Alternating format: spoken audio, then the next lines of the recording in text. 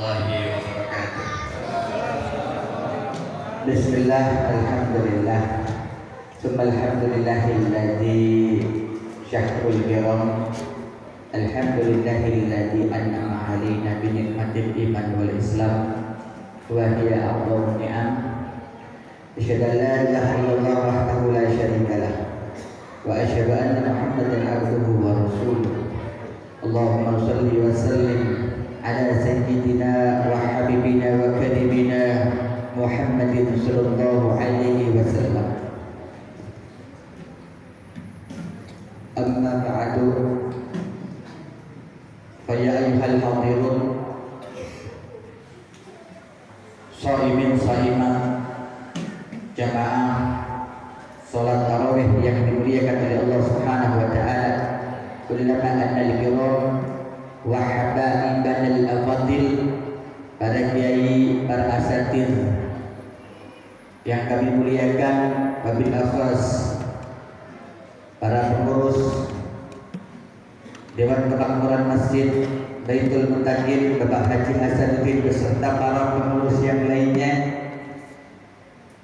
kemudian para guru-guru kami, Kiai Muzakir dan para kiai, para asatidz yang lainnya yang kesemuanya mudah-mudahan terlimpah rahmat keberkahan dari Allah Subhanahu wa taala.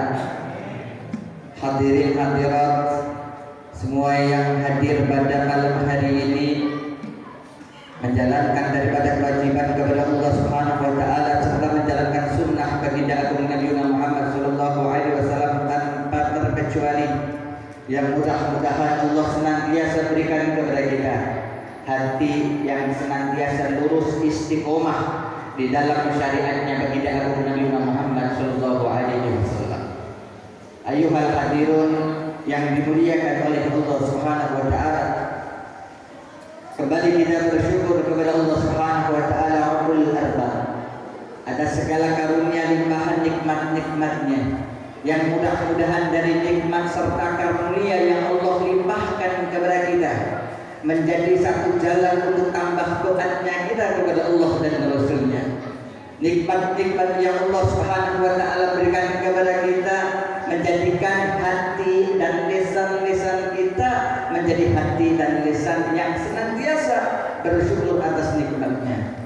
Salawat serta salam tercurah limpahkan kepada baginda agung Nabi Muhammad sallallahu alaihi wasallam, keluarga beliau, sahabat-sahabat beliau, tabi'in wa tabi'in, dan mudah-mudahan kita umatnya mendapatkan naungan cinta dan syafaatnya di yaumil qiyamah. Amin ya rabbal alamin.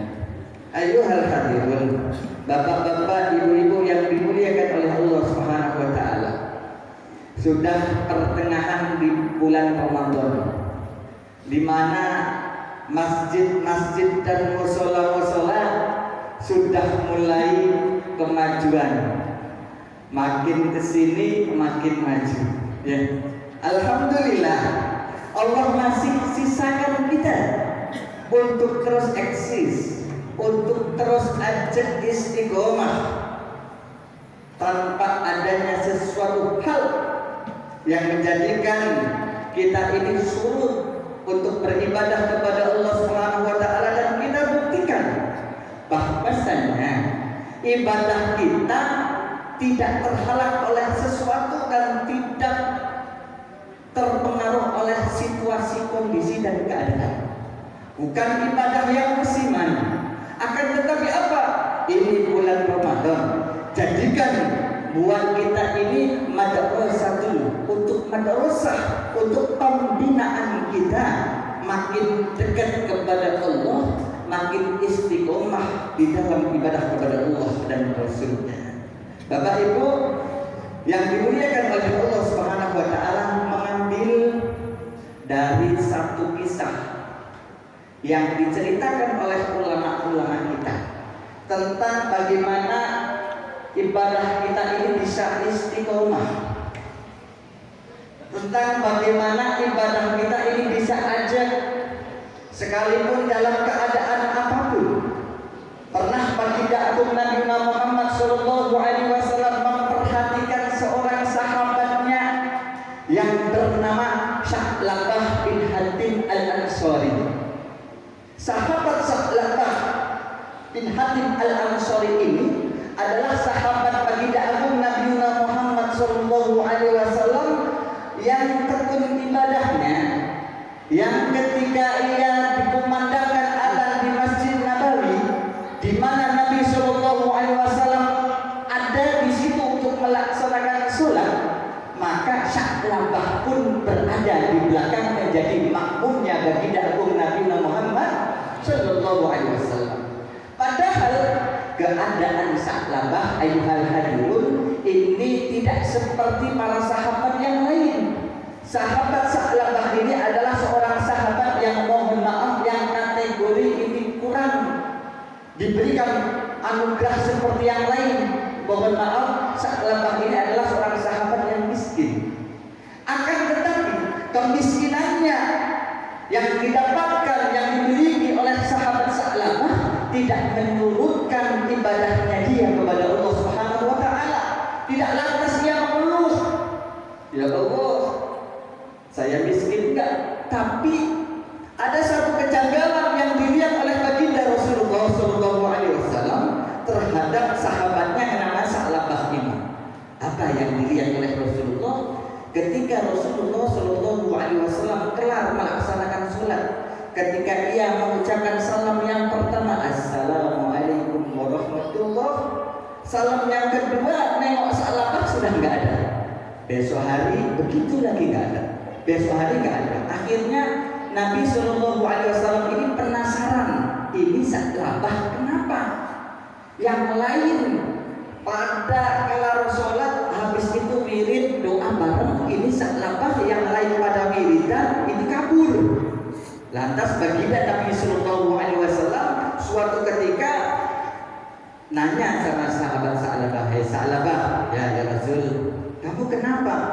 Maksudnya setiap kali saya ini salam yang pertama, salim yang kedua, aku langsung kabur. Seperti halnya orang munafik kamu ini, orang yang tidak betah di dalam masjid. Apakah kamu juga tidak membutuhkan zikir dan doa? Maka kata Sa'labah, ya Rasul, bukan saya ini munafik dan bukan pula saya ini tidak butuh dengan wirid ataupun doa ya Rasul. Akan tetapi karena kadung saya ini sudah ditanya oleh engkau wahai Rasul, saya akan ceritakan kenapa kalau yang lain semuanya berdoa zikir Allahumma antas salam wa minkas salam, saya ini Allahumma lantas jalan. Ya Rasul, perlu engkau ketahui bahwasanya saya ini setiap hari sholat dengan menggunakan satu kain, di mana kain ini saya gantian sama istri saya di rumah. Kalau seandainya saya tidak buru-buru untuk pergi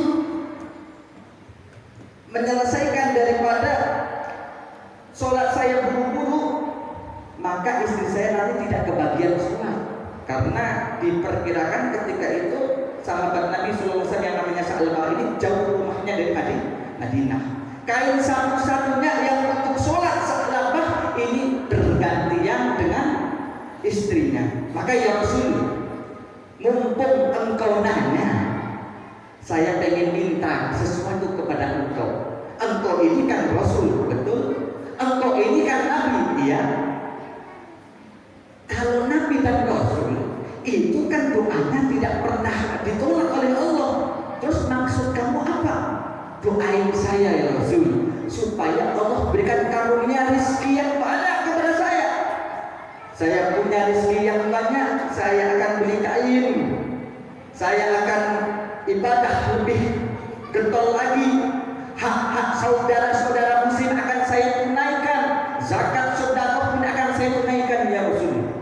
Maka diingatkan Sa'labah ini kepada oleh Nabi Sallallahu Alaihi Wasallam, wahai Sa'labah, ketahuilah bahwasanya yang sedikit ketika engkau ini mau mensyukuri ini lebih baik daripada banyak yang Allah berikan engkau tidak mampu menabungnya.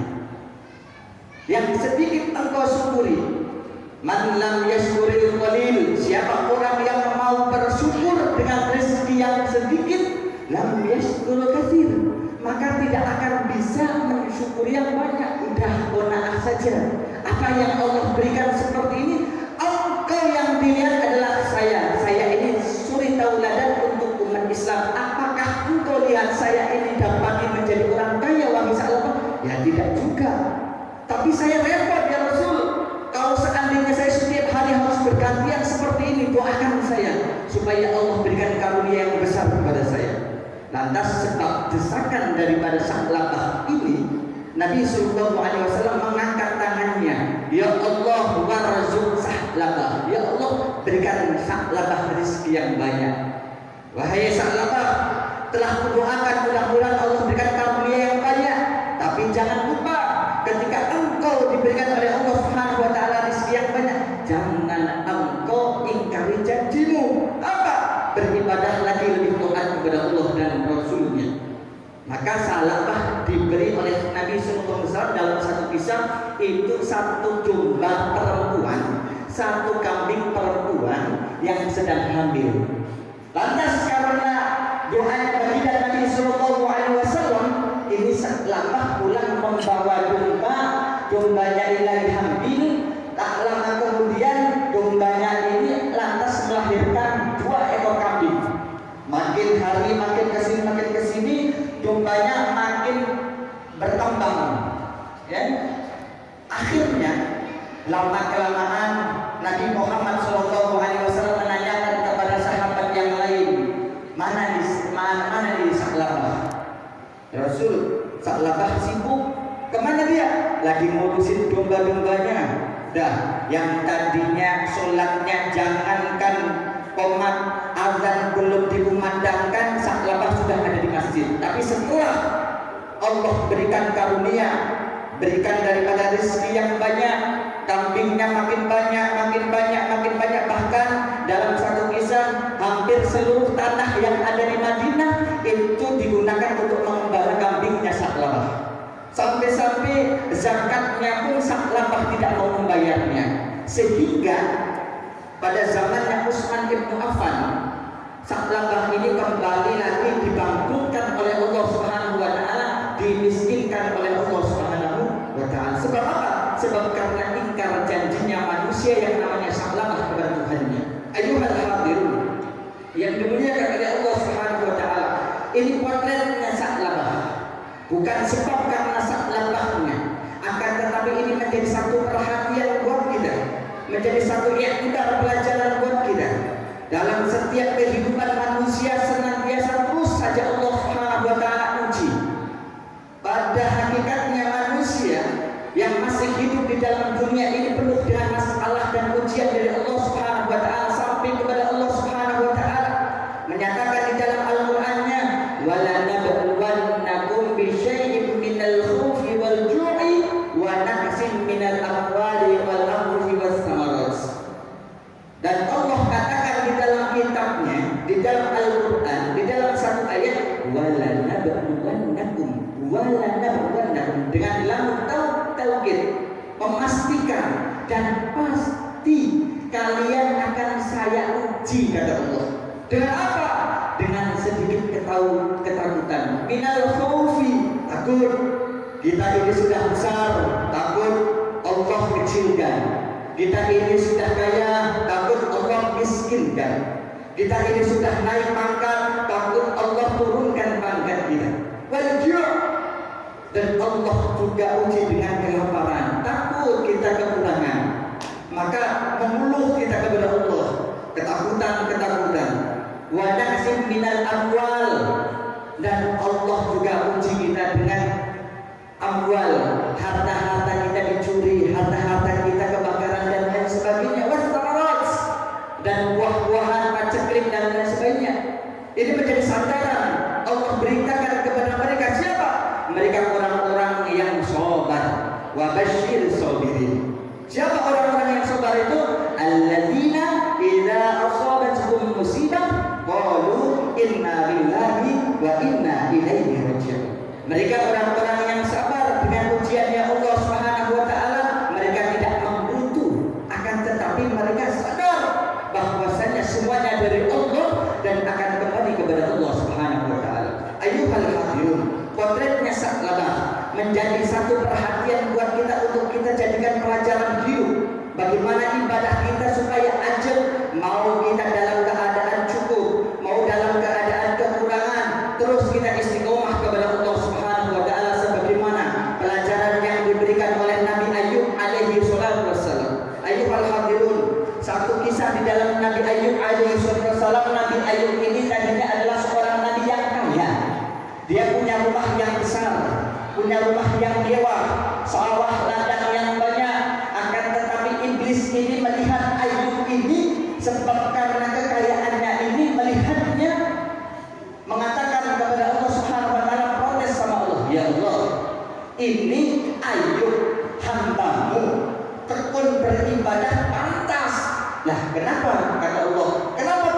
iblis pantas karena dia sudah serba berlebihan, sudah serba memiliki semuanya.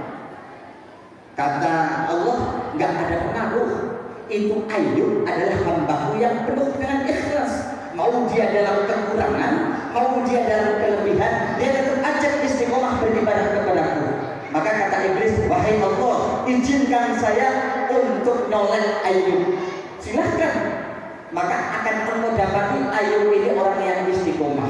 Maka betul oleh iblis alaihi salatu wassalam, oleh iblis laknatullah alaih, ini menggoda daripada Nabi Ayub alaihi salatu wassalam dengan menghancurkan rumahnya, dengan menghancurkan sawah dan ladangnya, sehingga seketika itu dalam sekejap Nabi Ayub alaihi salatu wassalam dalam keadaan melarat, miskin, tak punya apa-apa lagi. Kemudian saat Nabi Ayub sedang beribadah kepada Allah, datanglah iblis yang tadi menggoda, meminta izin kepada Allah, wahai Ayub, kamu lagi ngapain? Saya lagi ibadah. Kamu masih saja ibadah sama Allah? Masih. Kenapa Imam? Kan sawah ladang kamu, rumah kamu sudah nggak ada, sudah diambil sama Allah. Kata Nabi Ayub, bodoh amat. Saya ini adalah hambanya Allah, tidak pengaruh dengan apa yang Allah kasih dan tidak pengaruh dengan Allah apa yang Allah ambil. Allah berikan kepada saya, tapi semuanya sudah diambil oleh Allah. Maka apa kata Ayub? Alhamdulillahilladzi a'tani wa akhadhani minni. Alhamdulillah, Allah telah memberikan kepadaku satu nikmat, kemudian Allah kembali ambil nikmat dariku. Ini hak prerogatif Allah Subhanahu wa taala, dan saya tidak akan bergeming, saya akan tetap beribadah dengan istiqomah kepada Allah dan Rasulnya. Ayyuhal hadirun, dua kisah Sya'labah dan Nabi Ayub alaihi salatu wassalam. Mereka adalah orang-orang yang diberikan oleh Allah Subhanahu wa taala satu kenikmatan, akan tetapi yang Sya'labah diberikan kenikmatan makin banyak, makin besar, ia lalai kepada Allah Subhanahu wa taala. Kemudian Nabi Ayub alaihi salatu wassalam dari mempunyai kenikmatan yang begitu besar sehingga Allah ambil, Allah miskinkan, tetapi Nabi Ayub alaihi salatu wassalam masih dalam keadaan ajab, istiqomah, tidak terpengaruh dengan suatu keadaan dan apapun. Mudah-mudahan ini momen Ramadan ini menjadi satu madrasah kita, yang mana biasanya di luar daripada bulan Ramadan untuk sholat jamaahnya kita suka males-malesan. Di bulan Ramadan kita senantiasa awal waktu, di mana di bulan Ramadan kita ini senantiasa istiqomah tadarus Al-Quran. Di luar bulan Ramadan pun mudah-mudahan tidak tersuasana dengan apapun, mudah-mudahan tetap istiqomah. Amin ya rabbal alamin. Kurang lebihnya mohon maaf. Akhirul kalam. Assalamualaikum warahmatullahi wabarakatuh.